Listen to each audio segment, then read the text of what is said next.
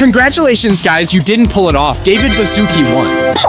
The protest under the hashtag Roblox Blackout 2026 failed. Thousands of posts, loud statements, calls not to log into the game on March 1st, attempts to organize a digital strike, and in the end, the platform didn't even feel the impact. Online numbers didn't crash, the top games continued to hold hundreds of thousands and millions of players, and just a few hours later, people on social media were already writing literally nothing happened. One of the main reasons was the Classic Heads update. Roblox is completing its transition to Dynamic Head, and the classic format is no longer remaining as a standalone category. Old heads are being converted into the new system, and the classic heads and classic faces categories are effectively disappearing. Formally, the company explains this as technological progress. Dynamic heads support facial expressions, lip sync with voice chat, and a unified avatar architecture. From a business perspective, this is a step forward, but for some players, it feels like a piece of the platform's history is being removed. Many also complain that they are forced to rework their accessories because compatibility has changed. However, the core concern is the loss of choice. Even if the visual appearance remains somewhat similar, over time, all classic faces will be removed from the platform and will remain only with those who already have them in their inventory. Returning to the old format will no longer be possible.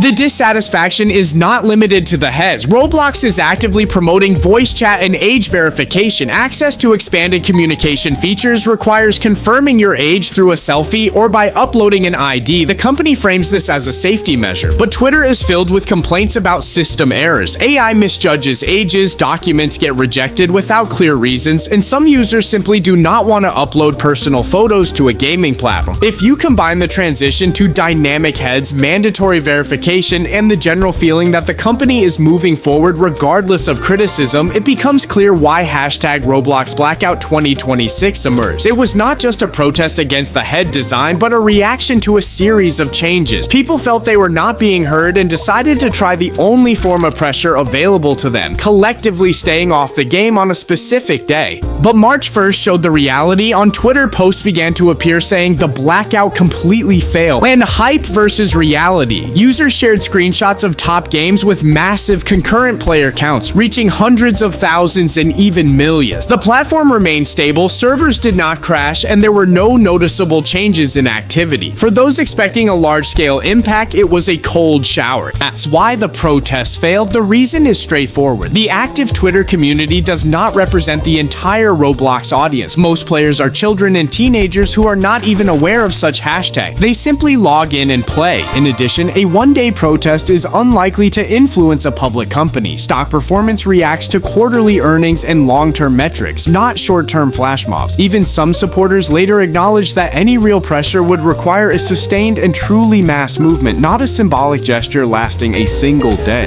In the end, David Baszucki did win this round. The head update continues, verification remains in place, and the platform's development course has not changed. However, the protest revealed something important. Tension is growing within the community, along with a fear that Roblox is becoming overly controlled and losing part of its original identity. The question now is not whether the blackout failed, but whether the community will ever be able to meaningfully influence the company's decisions, or if the gap between players and leadership will continue to widen. Here's the thing, Roblox did not change direction because of this protest, not because they did not see it, but because the company already knows where it is heading. Dynamic heads, voice chat, age verification, these are not random updates. They are part of a bigger shift, and a one-day boycott is simply not enough to stop that. But the story does not end there. A lot of players are saying they are continuing their protest in their own way. Some are choosing to play less, some are quitting completely, not for attention, but because they genuinely believe this is about the future of the platform. For them, this is no longer just a hashtag, it is a position, and that raises a bigger question. If enough players actually step away long-term, will Roblox eventually feel it, or will most people keep playing and these changes simply become the new normal? At this point, it is not really about whether Blackout failed. It is about what Roblox becomes next and whether players will ever truly have a voice in that future.